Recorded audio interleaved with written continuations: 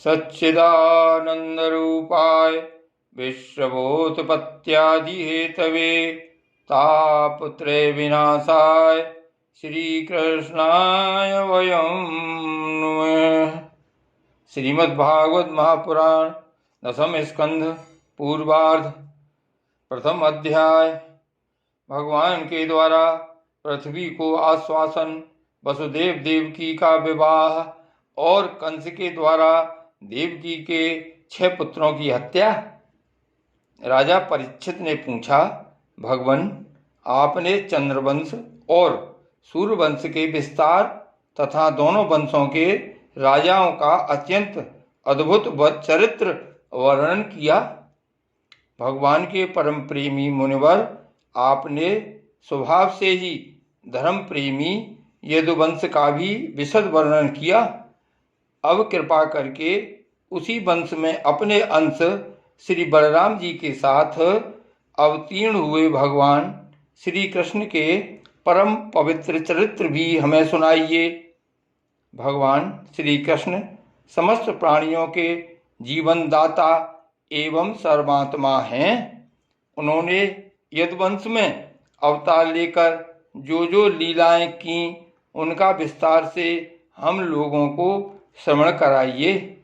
जिनकी तृष्णा की प्यास सर्वदा के लिए बुझ चुकी है, वे जीवन मुक्त महापुरुष, जिसका पूर्ण प्रेम से अतृप्त रहकर गान किया करते हैं, मुमुक्षु जनों के लिए जो भवरोग का रामबाण औषध है, तथा विषयी लोगों के लिए भी उनके कान और मन को परम आह्लाद देने वाला है। भगवान श्री कृष्णचंद्र के ऐसे सुंदर सुखद रसीले गुणानुवाद से पशुघाती अथवा आत्मघाती मनुष्य के अतिरिक्त और ऐसा कौन है जो विमुख हो जाए, उससे प्रीत न करे। श्री कृष्ण तो मेरे कुलदेव ही हैं। जब कुरुक्षेत्र में महाभारत युद्ध हो रहा था और देवताओं को भी जीत लेने वाले भीष्म पितामह आदि अतिरथियों से मेरे दादा पांडवों का युद्ध हो रहा था, उस समय कौरवों की सेना उनके लिए अपार समुद्र के समान थी, जिसमें भीष्म आदि वीर बड़े बड़े मच्छों को भी निगल जाने वाले तिमिंगलिंग मच्छों की भांति भय उत्पन्न कर रहे थे। परंतु मेरे स्वनाम धन्य पितामह भगवान श्री कृष्ण के चरण कमलों की नौका का आश्रय लेकर उस समुद्र को अनायास ही पार कर गए। ठीक वैसे ही जैसे कोई मार्ग में चलता हुआ स्वभाव से ही बछड़े के खुर का गड्ढा पार कर जाए। महाराज, मेरा यह शरीर जो आपके सामने है तथा जो कौरव और पांडव दोनों ही वंशों का एकमात्र सहारा था, अश्वत्थामा के ब्रह्मास्त्र से जल चुका था। उस समय मेरी माता जब भगवान की शरण में गई, तब उन्होंने हाथ में चक्र लेकर मेरी माता के गर्भ में प्रवेश किया और मेरी रक्षा की। केवल मेरी ही बात नहीं, वे समस्त शरीरधारियों के भीतर आत्मा रूप से रहकर अमरत्व का दान कर रहे हैं और बाहर काल रूप से रहकर मृत्यु का मनुष्य के रूप में प्रतीत होना, यह तो उनकी एक लीला है। आप उन्हीं की ऐश्वर्य और माधुर्य से परिपूर्ण लीलाओं का वर्णन कीजिए। भगवान, आपने अभी बतलाया था कि बलराम जी रोहिणी के पुत्र थे। इसके बाद देवकी के पुत्रों में भी आपने उनकी गणना की। दूसरा शरीर धारण किए बिना 2 माताओं का पुत्र होना कैसे संभव है? असुरों को मुक्ति देने वाले और भक्तों को प्रेम वितरण करने वाले भगवान श्री कृष्ण अपने वात्सल्य स्नेह से भरे हुए पिता का घर छोड़कर ब्रज में क्यों चले गए? यदुवंश शिरोमणि भक्तवत्सल प्रभु ने नंद आदि गोप बंधुओं के साथ कहाँ कहाँ निवास किया। ब्रह्मा और शंकर का भी शासन करने वाले प्रभु ने ब्रज में तथा मधुपुरी में रहकर कौन कौन सी लीलाएं की। और महाराज, उन्होंने अपनी माँ के भाई मामा कंस को अपने हाथों क्यों मार डाला। वह मामा होने के कारण उनके द्वारा मारे जाने योग्य तो नहीं था। मनुष्य आकार सच्चिदानंद में विग्रह प्रकट करके द्वारकापुरी में यदुवंशियों के साथ उन्होंने कितने वर्षों तक निवास किया। और उन सर्वशक्तिमान प्रभु की पत्नियां कितनी थीं।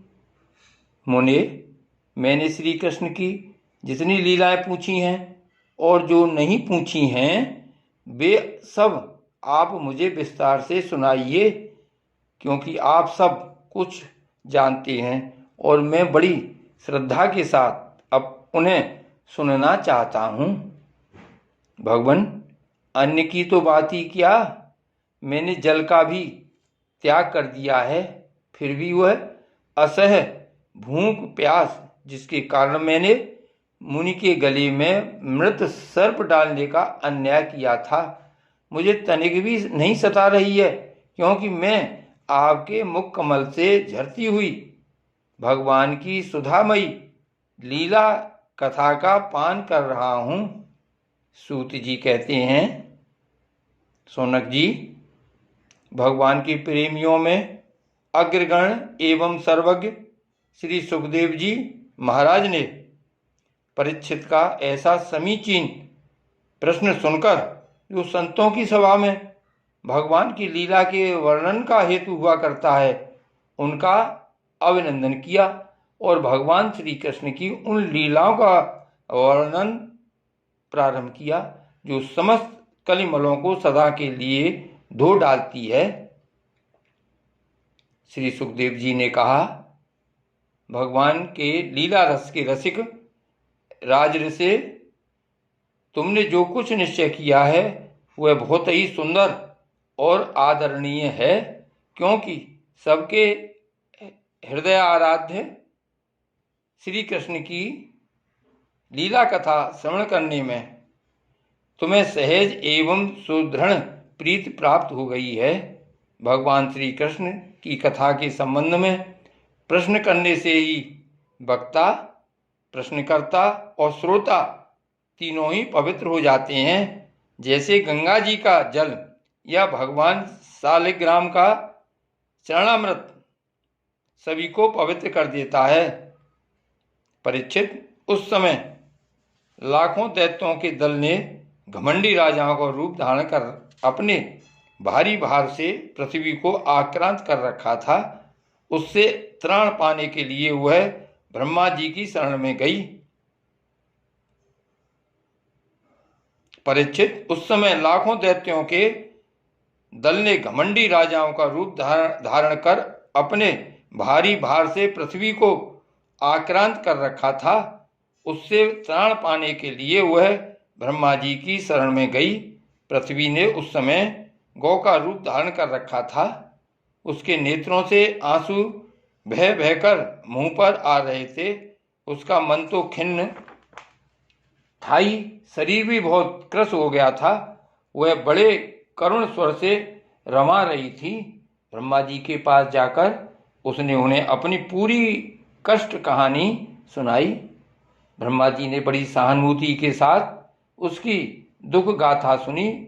उसके बाद भी भगवान शंकर स्वर्ग के अन्य प्रमुख देवता तथा गौ के रूप में आई हुई पृथ्वी को अपने साथ लेकर क्षीर सागर के तट पर गए। भगवान देवताओं के भी आराध्य देव हैं। वे अपने भक्तों की समस्त अभिलाषाएं पूर्ण करते और उनके समस्त कलेशों को नष्ट कर देते हैं। वे ही जगत के एकमात्र स्वामी हैं। क्षीर सागर के तट पर पहुंचकर ब्रह्मा आदि देवताओं ने पुरुष सूत्र के द्वारा उन्हीं परम पुरुष सर्वांतर्यामी प्रभु की स्तुति की। स्तुति करते करते ब्रह्मा जी समाधिस्थ हो गए। उन्होंने समाधि अवस्था में आकाशवाणी सुनी। इसके बाद जगत के निर्माणकर्ता ब्रह्मा जी ने देवताओं से कहा, देवताओं, मैंने भगवान की वाणी सुनी है, तुम लोग भी उसे मेरे द्वारा अभी सुन लो और फिर वैसा ही करो। उसके पालन में विलंब नहीं होना चाहिए। भगवान को पृथ्वी के कष्ट का पहले से ही पता है। वे ईश्वरों के भी ईश्वर हैं।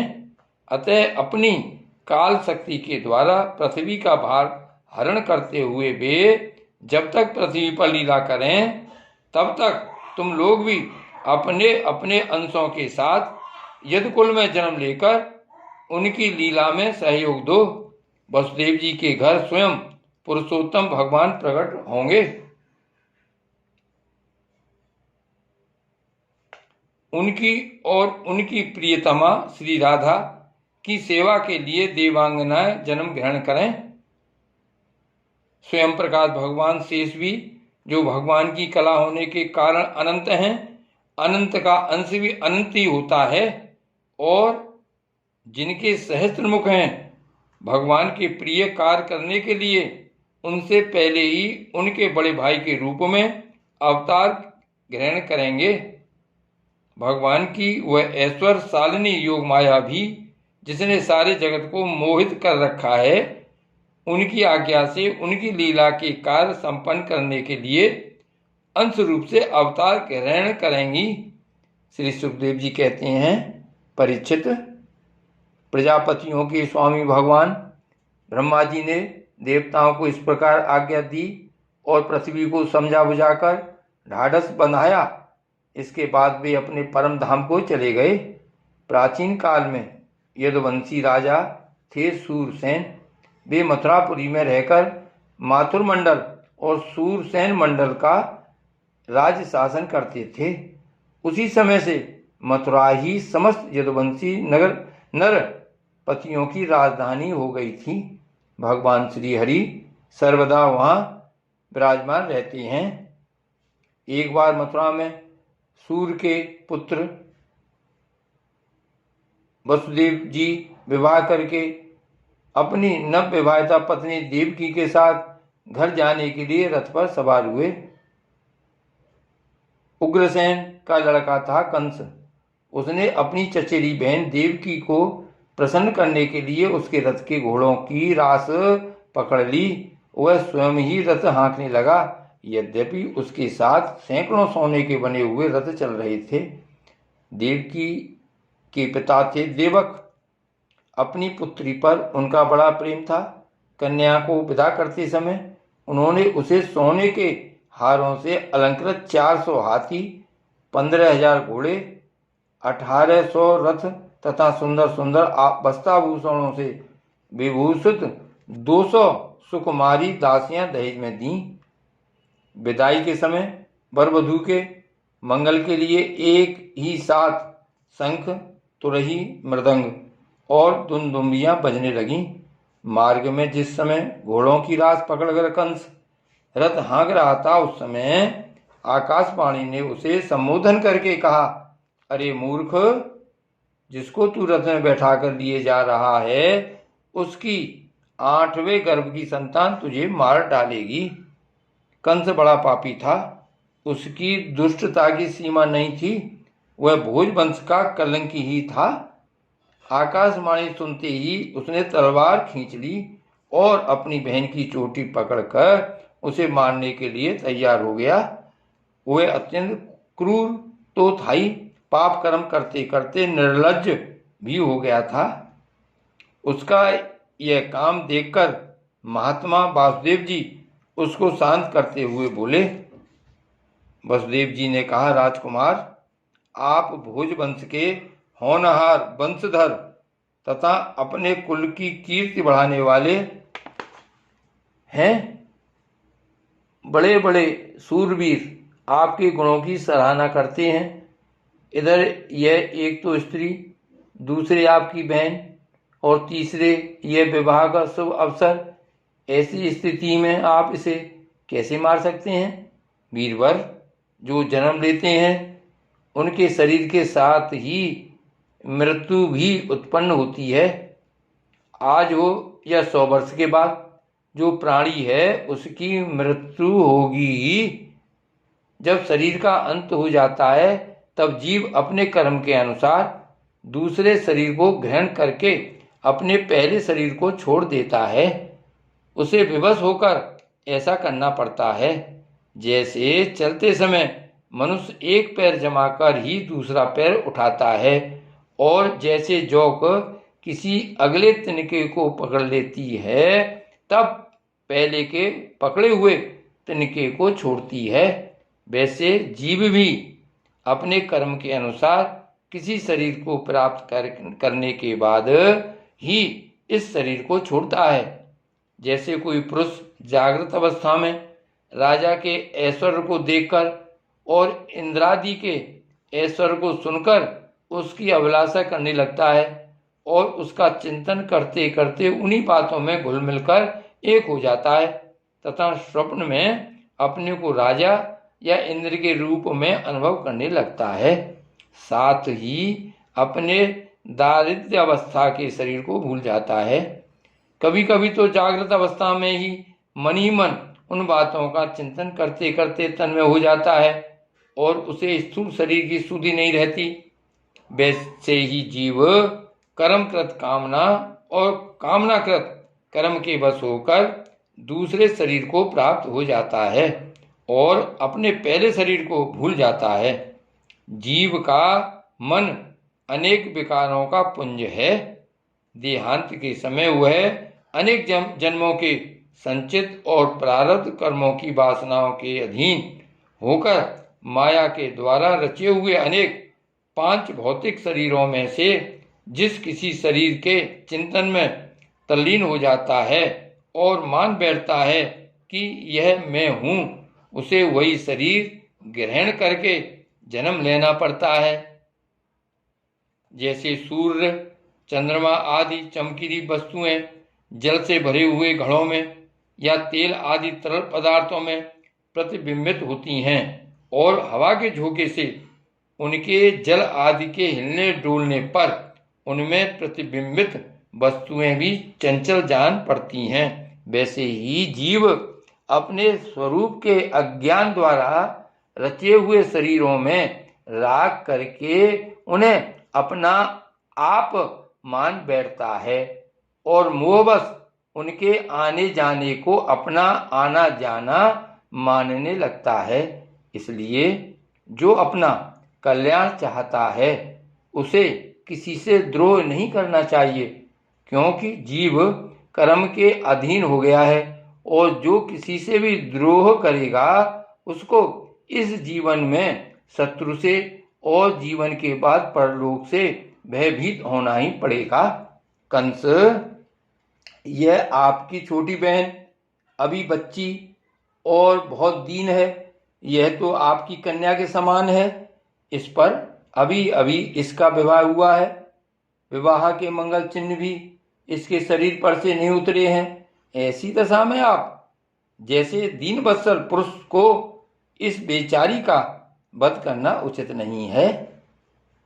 श्री सुखदेव जी कहते हैं, परीक्षित, इस प्रकार वसुदेव जी ने प्रशंसा आदि, साम नीति और भय आदि भेद नीति से कंस को बहुत समझाया, परंतु वह क्रूर तो राक्षसों का अनुयायी हो रहा था, इसलिए उसने अपने घोर संकल्प को नहीं छोड़ा।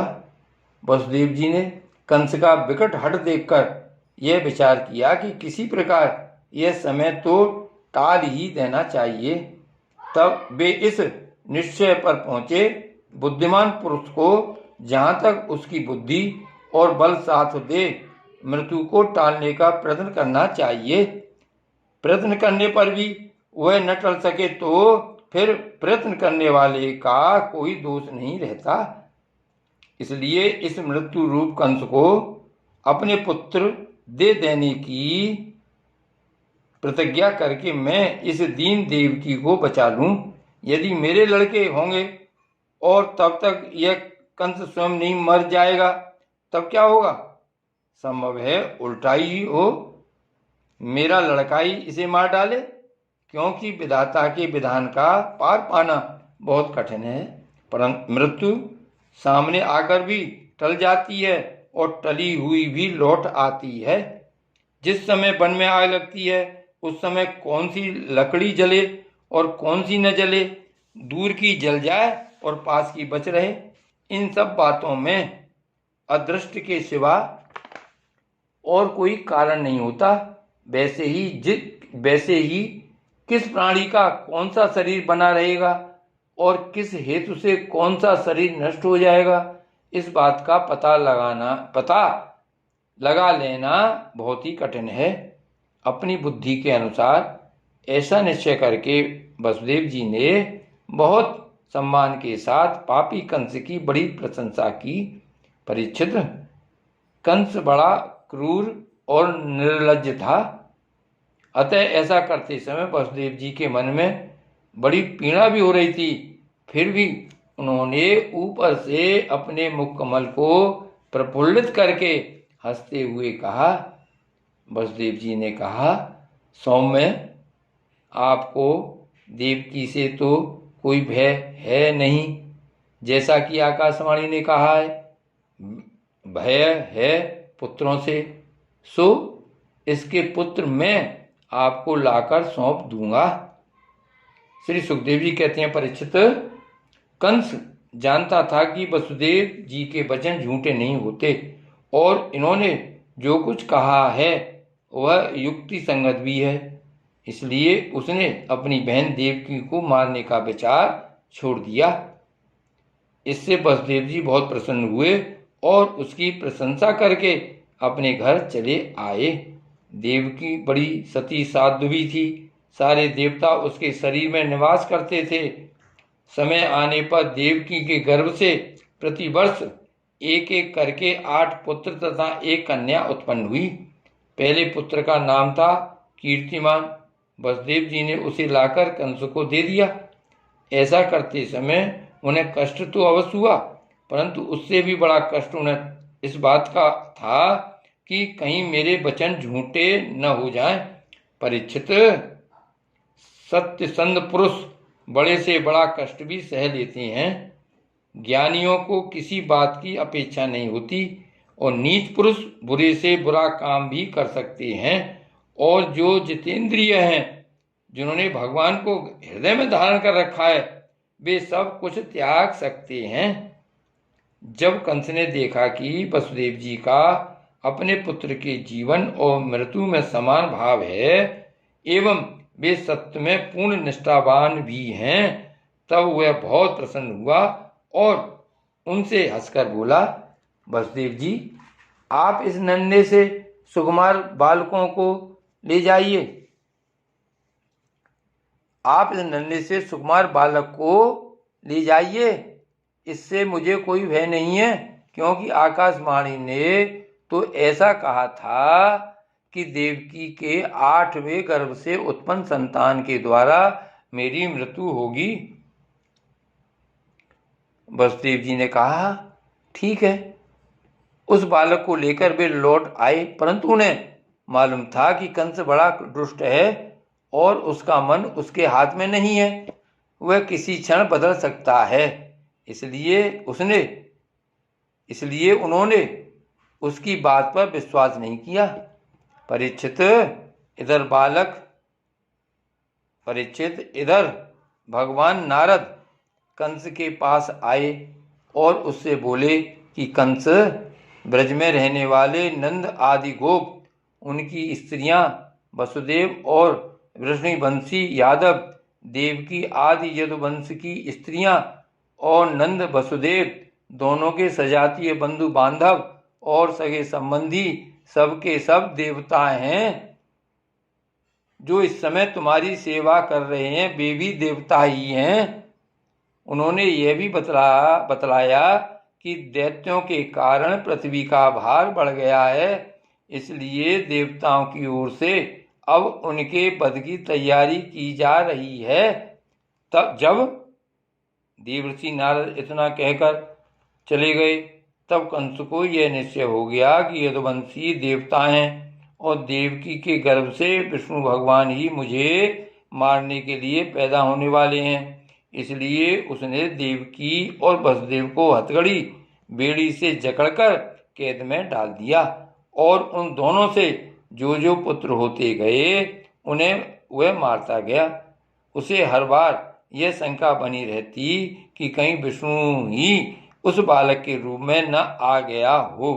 परीक्षित, पृथ्वी में यह बात प्रायः देखी जाती है कि अपने प्राणों का ही पोषण करने वाले लोभी राजा अपने स्वार्थ के लिए माता पिता, भाई बंधु और अपने अत्यंत हितैषी इष्ट मित्रों की भी हत्या कर डालते हैं।